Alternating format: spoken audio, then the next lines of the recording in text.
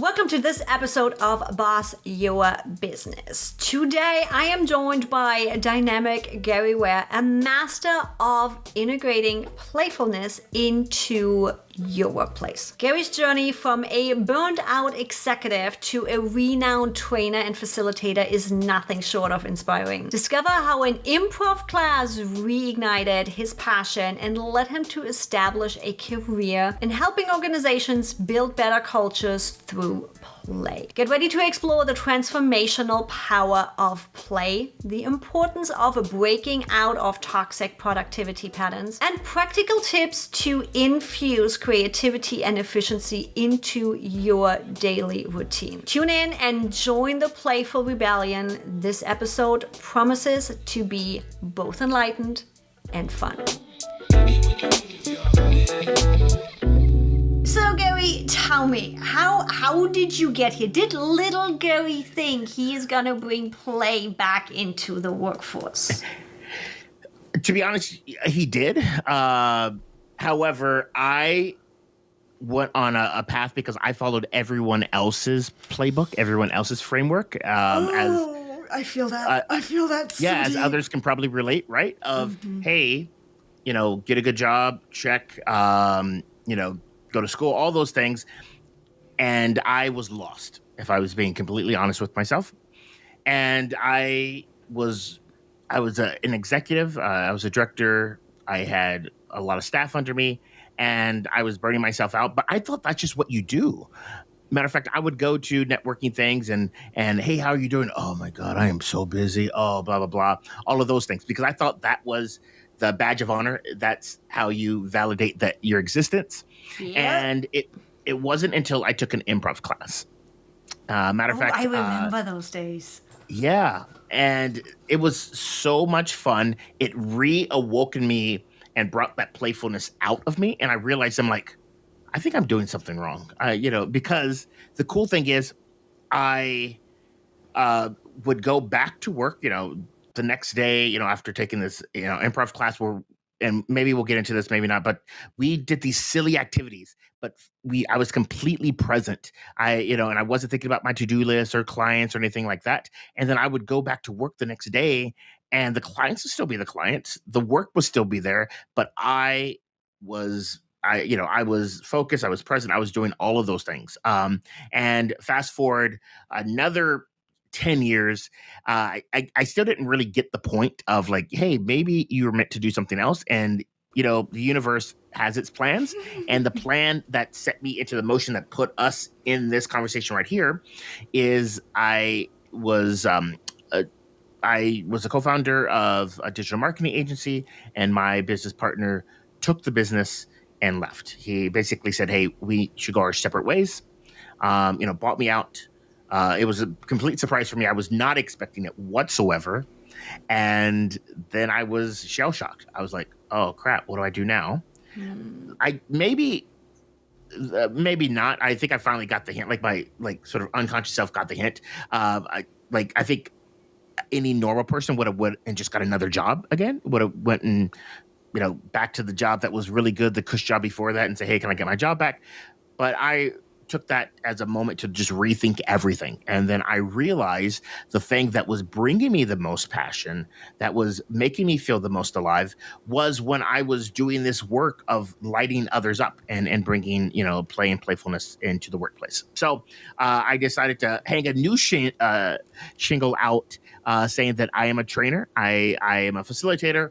I do team building. And then I started working with marketing organizations because that's my background, and helping them, helping them bring better cultures to their team, helping them be more creative, helping them collaborate better, all of those things. And it has been almost 7 years since the breakup. The breakup happened March 10th of 2018. Right before the crazy year. But yeah, I know. I've had the fun of watching you facilitate some exercises. I think the first time I got to see you live was doing Business for Good here in San Diego. Oh, snap. Where I also got my signed copy of the Playful Rebellion. Yes. I still need to get you my signed copy. I don't think I gave you a signed copy of mine. I'm still waiting. Hello. Oh God, I'm getting called out live on my own podcast. That's Gary for you. We love him. It's all good. But watching, I'm one of those people. I'm like, I'm silent disco, playing around, doing things that are perceived weird. I'm the proper one. I only sing in my shower. There's a reason for that. But I totally get the idea of improv in general. For me, it's like a guided meditation for that matter. You know how it's like really getting this focus in nothing else matters. For me, it's a couple of other things. But yeah, following you, there was a time where you shared a lot of your improv classes when you were going. That's why I'm like, oh, I remember those days. And then watching the exercises that you did and getting an idea of it, it was so inspiring to watch because it's not as weird, people. Seriously, I'm like, even I do them. So it's not the whole silent disco and you feel completely weird. But it also had so many different impacts. First of all, the interaction between people, the mindset shift that is happening within those different exercises and between people, and it just comes easily and effortlessly. So it's like, damn. So question, how did you come about with this idea of Playful Rebellion and bringing play back into the workforce? Yes. So, as I mentioned, I was exploring improv, and I was in these classes, and I immediately started to see the connection between these activities that were helping us be better on stage, be able to think on our feet on stage, be able to collaborate with our scene partners, to business. Mm-hmm. And so I started bringing these activities to my coworkers, the people on my team. Before a stressful meeting with a client, we would do an activity to get us warmed up. On a Friday, we would do an activity that allowed us to bond and connect. And these were all improv thinking type activities.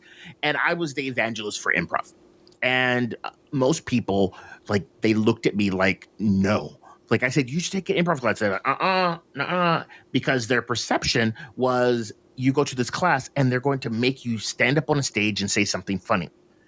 The fact of the matter is, at least here in the US, the second biggest fear that people have to death, is death and public speaking. Public speaking is number 2, and then spiders is number 3. So, and it makes sense. If the biggest fear that everyone has is public speaking, and their perception of an improv class is that you're going to have to get up in front of people and do something like that, why would anyone do it? And I had that same sort of perception. Because I love thinking on my feet. I'm like, that's why I love live shows. Well, it's like, you never know what's going to happen. It's fun. Of course. And that's why you're an amazing person that is excelling and doing things the opposite way. So anyways, I started realizing, all right, what are we doing? I broke it down. What is the essence of what we're doing? It's play. And then I brought that. I said, we all need to play more. I got more negative pushback from play than I was from improv. People were like, no, time is money. We don't have time to play. And I was like, oh, and I was asking them, so when I say play, what does that make you think of? And most people thought oh, it's childish and we're goofing off. And again, as intelligent beings, if your definition of play is goofing off and slacking off and all those things, yeah, why would you do it? And then I started to help people, realize that, what, you're just looking at it through a narrow lens. We need to make it more broad. And so then I started helping people realize that play is equivalent to getting into the state of flow. And I said, don't you want to get into the state of flow? Don't you want to connect? Don't you want to be able to, when uncertainty strikes, be able to calm yourself, get the anxiousness away so that you can step into that and take big risks so that you can excel in your business and career? And they're like, oh yeah, makes sense. So the reason why my book is called Playful Rebellion is that play and playfulness is the answer. However, because the way that we are wired, we need to rebel against that status quo. We need to rebel against that programming that play is just a frivolous activity that just kids do. Rebel against the programming that we need to work ourselves to the grave if we want to be successful. And how often do we have it? I'm like, especially in creative industries where it's like, oh my God, I need to get this done. I need to get this done. I need to get this done. And the more pressure you put yourself into it, and the more you are trying to get it done, and the more you're trying to be creative, and the more you're trying to come up with something, the less anything is moving. You're absolutely right. But I get it. When I think of play, I'm like, there's only two plays. One play that's not appropriate for my podcast, and the other play is child's play. So I get the perception behind it. So do you think with the name Playful Rebellion, it has made it easier to get around that initial perception of play is just a waste of time? Yes and no. People are warming up to it, but there's still a lot of work to do. And so what I, as someone that is empathetic like myself, I like to meet people where they are. And I look at myself as the evangelist of play, and I just, ask them important questions, of like, I try to understand what's important to them. And to most business professionals, people that like want to excel in business, what they care about is productivity. They care about revenue. They care about all of those things. And I'm with you. I'm the same way. I want to, work really hard and leave a legacy for my children. I want to make an impact in this world. And then this is where the research comes in, is that as humans, we do a very bad job of understanding when we need to take breaks. And you tell the one that gets when I get into it, I'm like, breakfast, lunch, wait a second, it's 4:00 in the afternoon, I haven't even eaten, I haven't walked, I haven't done. I'm one, and it's not even so much a hustle culture, it's just I love what I do, and when I get into something, it's where the heck did the time go? So I literally had to start forcing in apprentices to take time for me in the morning. Yes, exactly. And so this is the other thing too, where so the negative of like hustle and toxic culture, and the people who are passionate, the extremes of both can be detrimental to our health. Yeah. And so we need to put in things that allow us to rejuvenate. And that's where play comes in. Because if you think about when you're in a state of play, and when you're having fun, you're more likely to take bold steps. You're more likely to experiment with new ideas. You're more likely to connect with others in a way that is true to you. Which all is play. Yes, this is all like sort of playfulness. Yeah, and then also, makes total sense. When you're in that state, you're able to focus. You're able to get into a state of flow. Mihai Csikszentmihalyi says flow is when time passes like this, when you're challenged just enough, and when you're like engaged in it. And think about a time when you were like playing, whether it's a board game, whether it's a sport, whether it's yoga, movement and stuff like that. You're just in it, and time flies. Now imagine if you can apply that to your business, apply that mindset to your business, so it doesn't feel like I'm forcing myself. And so it does require some reprogramming. And one of the things that, and especially people who run their own business, we need to get out of that whole thing that our output is directly related to like our value as a human. Oh my God. It's challenging. Let's just be honest. Like, and I'll just leave that right there. Oh yeah. I don't even. Yeah. As anybody listening can tell, this is one of the lessons I'm working on literally right now, where it's like everything is always going to ebb and flow. We have a market, things just happen. It is what it is. Guys, ladies, we have value no matter what we do, no matter what we put out, no matter what we deliver. Do we want to deliver the best? Yes. Are we going to have seasons where we have a shit ton of clients and then maybe some less? Yes, it doesn't change your value. Yep. Oh, and I said that for myself just as much for everybody listening. Damn. Yeah, there was a reason I brought Gary onto the podcast. There was a reason for this. Now, for everybody out there that might have gotten stuck into this whole, oh my God, I gotta do. We are caught up in the to-do list. We are caught up in deadlines. We are caught up in all the things that we need to do. And that realize it doesn't even have to be hustle culture. It doesn't even have to be a workaholic, but we got caught into this, in this rut of, oh my God, I gotta do. Yes. Do you maybe have an exercise for them or something that can help them get themselves easier out of this? Because I'm like, it's not always easy to just step away from the computer and go for a walk. I'm like, that's one of the things that I often do just to get into a different situation, into a different environment. But not everybody can always just take 45 minutes out of their day and do something. But do you have something that my audience can use or do when I realize that I'm so in doing that it's not a good situation? So, first and foremost, so since you like systems, I got this just for you. We need to sort of set our future selves up for success, because you're absolutely right. When you're in it, when you're like stuck in it, it's hard to break out. Like it's hard to see the painting from inside the frame, right? Yep. So you need to realize what your like situations are. They're just patterns. So what is the pattern?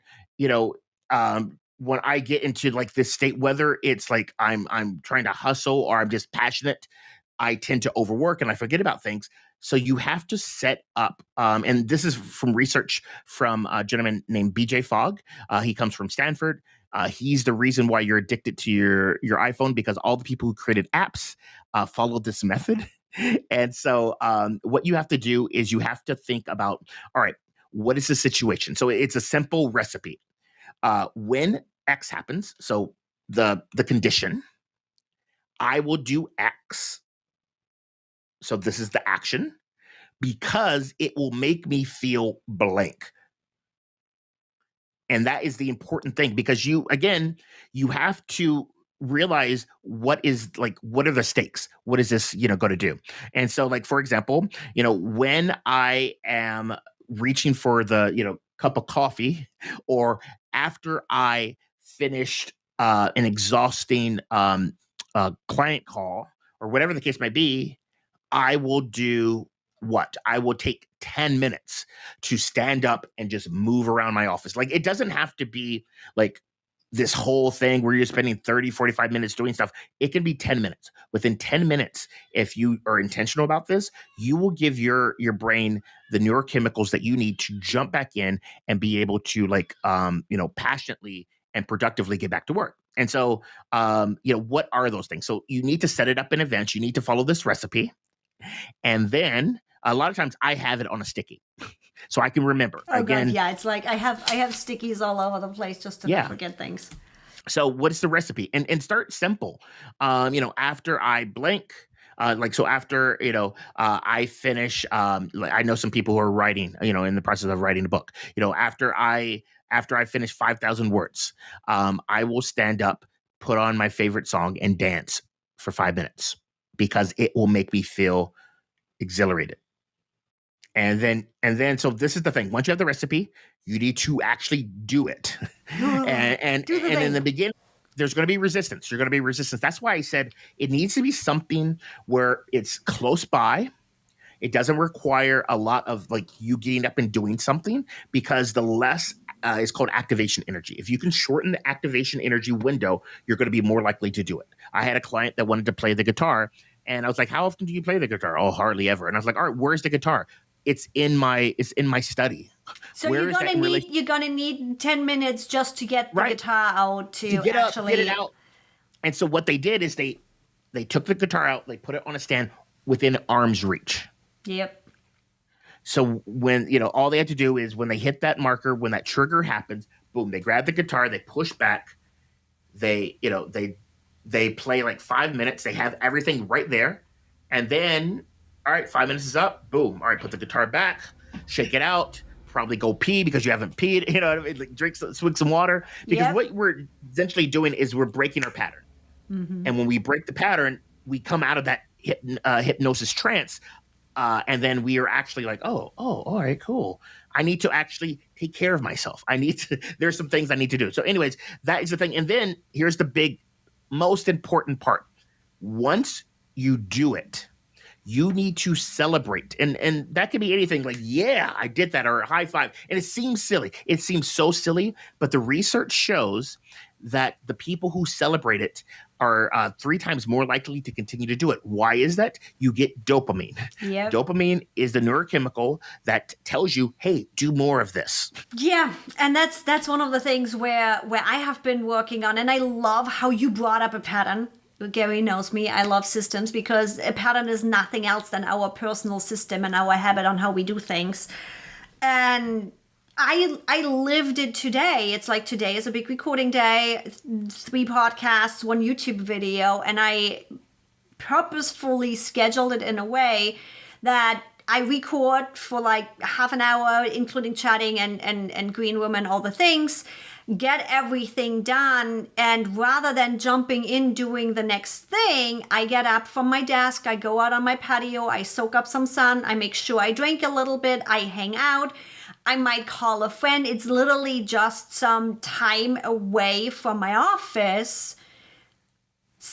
Get an alarm because I will miss the time. The moment that thing rings 10 minutes before the next recording is ready to go, I come back, I sit down, I make sure the AC is off, and we are back in it. And that's how I have been able to literally record back to back to back today and not feel excited. Not feel exhausted, but actually excited. And I've gotten how much done today simply by taking 20 minutes, half an hour, go to potty break, make sure I got my water, just sit in the sun and relax, and then come back. It's that simple. Matter of fact, Microsoft did a study about this. And it was, hold on real quick. Let me see if do I have it? Nope, I don't have it. So I'll just explain it to you. So Microsoft, this happened during the pandemic when people were working from home, went from meeting to meetings to meetings. So they had their employees that were part of this, this study, wear those like EKG caps and stuff like that. And what ended up happening was the people that went from meeting to meeting to meeting to meeting to meeting, they ended up by the 5th meeting, their brains were fried. And I found it, so I'm just going to put it right here on the slide, so I can go like this. So what happened is, so if you're watching this, and you can see the chart on my screen, there is a series of images on the top. That's the brain activity of the people who went from meeting to meeting to meeting to meeting to meeting without any breaks. By the 5th meeting, their brains were fried, like completely done. They're not capable of being focused. They're probably making more mistakes. But if you look at the bottom, so the experiment group, they are intelligent. They had systems in place so that after these meetings, they took a break. It didn't have to be that long. And they did exactly what was described, stretch your legs, maybe get some sun, take a drink, and then went back. And from meeting to meeting to meeting. And matter of fact, by the last meeting, in some cases, their brain was even more charged than the first meeting. But the main thing is they went into each task. Completely focused, ready to do what they need to do. And they're able to be that much more productive. And so for people who want to make an impact, that want to get the most out of their business, that's what you need to do. Like enough of the, oh no, let me just power through. Really? No, why? Really? No. And it's like, I think that one right there is well applicable in so many different ways where what that study just triggered in me was the idea of introvert and extrovert. I'm like, what's the word that are both ambivert? Ambivert, yeah. Where it's like, I am recharged by groups of people, but I'm also just as much exhausted by them. And it's the finding the balance between it. I'm like, I'm happy as can be today and as productive and efficient because I did that in and out, that full on camera, recording with my guests, having a freaking blast, and then taking a step away and coming back. when I remember days of recording YouTube videos where I'm like, I'm not feeling well, I don't want to do it. And I literally was talking with one of my coaches about this today, how I'm going to change my scheduling similar to exactly this, where it's like, okay, I got my morning, I take care of myself. I have one podcast recording in the morning because I love that people interaction. It fuels me, it gets me going. It's a external accountability that I have to show up, and then record a YouTube video after. My YouTube video was already scripted. I literally got everything done. I took 5-10 minutes just to take a breather, got my setup done for a YouTube video, and it was the easiest recording in weeks. Of course. And I'm like, cool, got it. New pattern found. Let's do this. And that's where being playful and doing these things really helps you systemize yourself, because that's what it is. You are building new habits, you are building new ways of doing things, you build new patterns to be more efficient. And that's one of the reasons why I brought Gary on, because I love systemizing people, even though my phrasing sounds a little bit more wonky than Playful Rebellion. Playful Rebellion definitely sounds way more fun than systemizing people. I need to find a better wording for that one. It's all good. We got our own thing, but at the end of the day, we're trying to create an environment where we can do our best work, because we are human beings, not human doings. Tell everybody that is ready to go join the Playful Rebellion and actually be efficient and have fun doing what you're doing and not running yourself to the ground with hustle BS. Where can they find you? Where can they connect with you? Yes, you can go to my website, breakthroughplay.com. That's where you can see a link where you can get a copy of my book. If you're on the socials, hit me up at Gary Ware on all of them. I will happily chat with you about any of this. You know, if you're charged up and you want to learn more, hit me up. If you're triggered and you want to tell me about that, hit me up, whatever. It's all good. I'm so passionate about this stuff, and yeah, I love it. And you need to find Gary's stage appearance, because he is also playful on the stage, and that Jedi show up on stage was freaking amazing. Guys, exactly. Here's a call out for you guys. Go find on his Instagram, Gary Ware, find on his Instagram. I know he has it on his Instagram. It is. Find the Jedi post when he was on stage. Post in there, you heard about him on the podcast, and I'll send you some swag. How about that? Yes. And with that, guys, ladies, you can find all the links straight up in the description. Let's make it easy for you to go find Gary, and let's supercharge our Playful Rebellion. Gary, thank you so much for coming on. Thank you, Evie.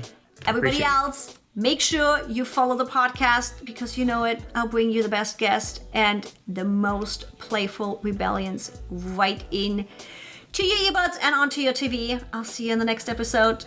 Bye, everybody.